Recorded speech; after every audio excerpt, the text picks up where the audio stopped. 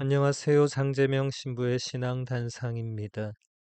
오늘은 안셀름 그린 신부님의 책 성서에서 만난 변화의 표징들의 한 부분을 보도록 하겠습니다.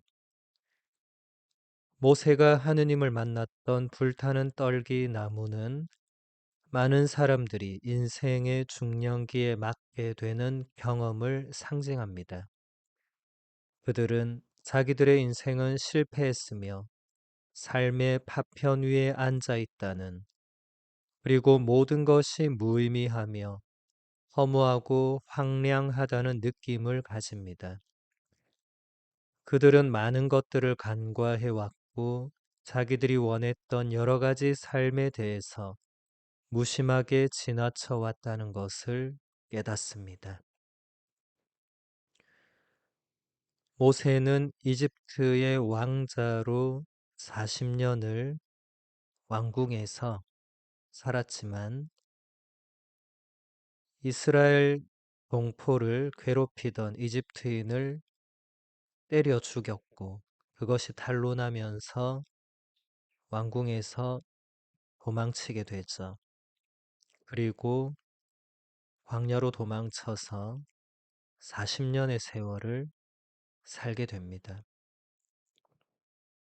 그리고 80살이 되었을 때 광야에서 불타는 떨기나무를 보고 거기서 하느님을 만나게 되죠.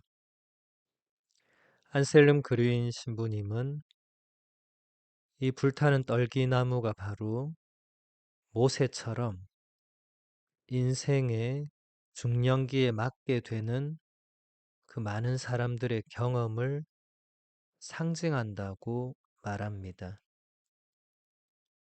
모세처럼 자기들의 인생은 실패했고 삶의 파편 위에 앉아 있는, 또 모든 것이 무의미하고 허무한 그런 느낌을 불타는 떨기나무가 보여준다는 것입니다.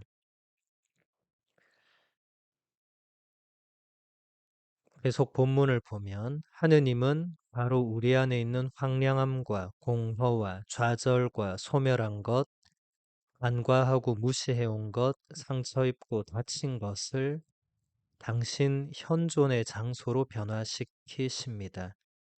인생의 중년기의 위기에서 탄식하는 것 대신에 우리는 모세의 눈으로 그 안에서 하느님을 발견해야 합니다. 그러니까 모세가 불타는 떨기나무에서 하느님을 만났다는 사실은 바로 하느님께서 우리들 안에서도 우리 안에 있는 그런 공허함, 좌절했던 것, 상처 입고 다친 것, 이런 모든 것들을 당신이 현존하시는 장소로 변화시키시는 그런 것을 보여주는, 그 불타는 떨기나무의 그 사건이 우리에게 바로 그것을 보여주는 그런 표징이 된다는 거죠. 그래서 인생의 중년기 위기에서 탄식하고 좌절하고 절망하는 것 대신에 모세의 눈으로 그 안에서 하느님을 발견할 수 있어야 한다는 것입니다. 안셀름 그린 신부님은 이렇게 설명합니다. 내가 믿음의 눈으로 나 자신을 바라볼 때 나의 삶은 달라집니다. 모든 것은 저마다의 의미를 가지고 있습니다. 모든 것이 다 좋은 것이었습니다. 심지어 좌절과 위기, 억압조차도 그러합니다. 모든 것은 하느님에 의해서 변화될 수 있습니다. 압박과 질병 역시 그렇습니다. 하느님은 바로 나의 상처에다가 빛을 비추고자 하십니다. 바로 있는 그대로의 나를, 좌절한 채 아무 쓸모없이 허무하게 메말라 버린 나를 하느님께서는 모세처럼 당신의 일꾼으로 부르시어 바로 그렇게 당신의 빛과 사랑의 증인으로 임명하시는 것입니다. 하느님께서 모세를 부르실 때 그 모세의 상태가 바로 좌절한 채 아무 쓸모없이 허무하게 메말라 버린 그런 상태였다고 할 수 있죠. 40년을 살인자로, 도망자로 떠돌아다녔던, 그리고 이제 더 이상 나이가 이미 80이 되었기 때문에 더 이상 미래의 삶의 그 어떤 희망이나 어떤 새로운 시작을 생각할 수 없었던 그런 상태에서 하느님께서 모세에게 나타나시고 모세의 삶에 개입하셨죠. 이것을 안셀름 그린 신부님은 우리도 믿음의 눈으로 바르게 바라볼 수 있다고, 또 그 좋은 의미들을 부여할 수 있다고, 모든 것은 하느님에 의해서 변화될 수 있고 하느님께서는 우리의 그런 좌절, 위기, 억압, 상처, 압박 이런 곳에 당신의 빛을 비추기를 원하시고 그렇게 해서 당신의 일꾼으로 부르신다는 것입니다. 그러니까 탈출기의 이 불타는 떨기나무 이야기는 그저 모세 한 사람에게만 일어난 사건이 아니라 우리 모두에게도 일어날 수 있는 사건이고, 우리가 그것을 우리의 삶에서 그렇게 해석을 할 수 있다는 거죠. 특히 중년 혹은 노년의 모세와 같은 그런 내적 외적 상태에 처해 있을 때조차도 얼마든지 하느님께서는 우리에게 빛을 비추어 주실 수 있고 우리를 부르고 계신다는 것입니다. 계속 본문을 보면 있는 그대로의 나를 비웠을 때 나는 하느님 안에 있고 하느님은 내 안에 계십니다. 영적인 삶이란 내가 모든 것 안에서 하느님의 흔적을 발견하는 데 있습니다. 바로 나의 상처 안에서도 그렇습니다. 나의 내면의 공허와 분열은 내가 그것에 맞서 싸우는 것을 중지하고 나 자신을 온전히 끊고 비워서 하느님께 맡길 때 변화하게 됩니다.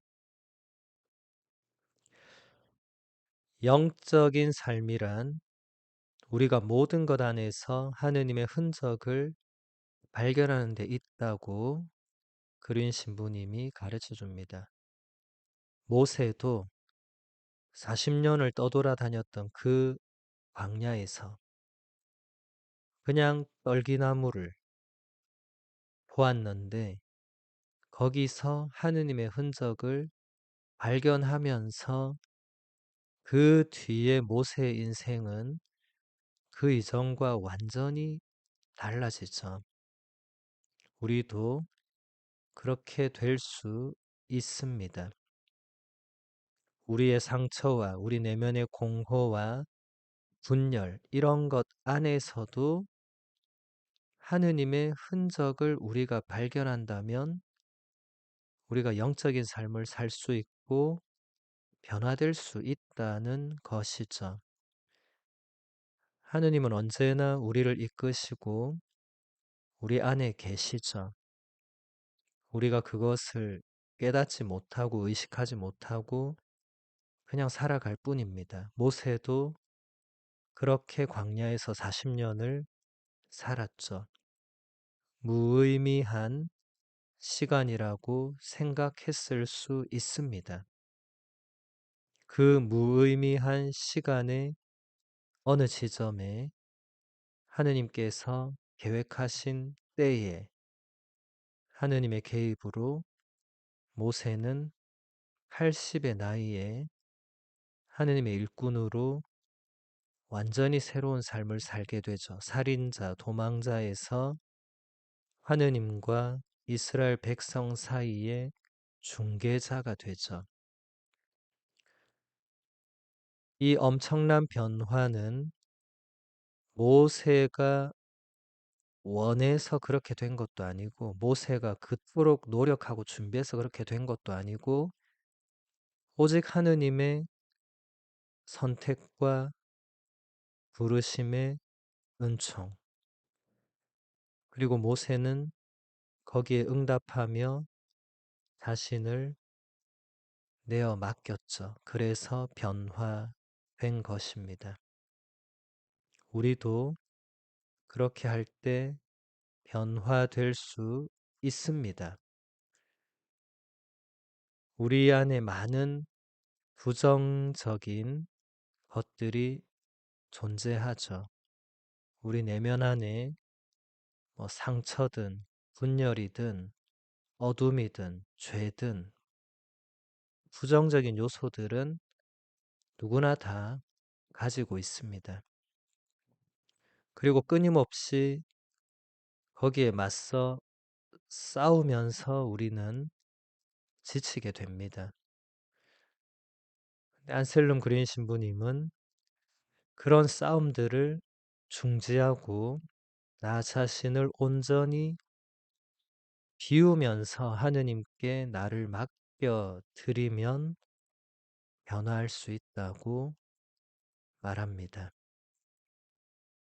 여기서 중요한 것은 우리의 변화의 가장 핵심은 우리 자신의 힘이나 능력이나 노력이 아니라 오직 하느님의 힘과 은총, 그리고 우리가 그러한 하느님께 온전히 나 자신을 맡기고 하느님께 의탁하고 하느님을 신뢰할 때 변화가 가능하다는 것이죠. 변화는 가능합니다. 그런데 우리 자신의 힘만으로는 우리 안에 있는 그 수많은 부정적인 것들, 그리고 이미 우리가 쌓아놓은 우리의 좋지 않은 습관들, 이런 것들을 변화시키기가 쉽지 않죠. 하느님이 필요합니다. 우리는 누구나 다 하느님이 필요합니다. 모세도 만일 하느님께서 이렇게 모세의 삶에 개입하지 않으셨다면 그냥 죽을 때까지 살인자, 도망자로 광야를 떠돌아 다닐 수밖에 없었겠죠. 하느님 없이는 하느님과 백성 사이의 중개자라는 그런 엄청난 위치의 변화가 불가능했겠죠. 그래서 우리가 변화하려면 또 참으로 영적인 삶을 살려면 나의 모든 것 안에서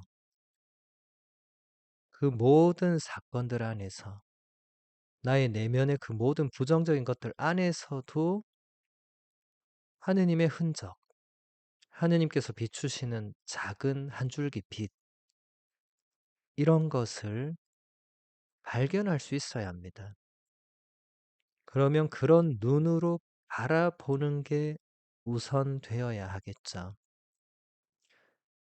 그저 고정되어 버린 시각으로 나 자신과 나의 부족한 그런 부정적인 면들을 바라본다면 변화는 거의 불가능할 것입니다.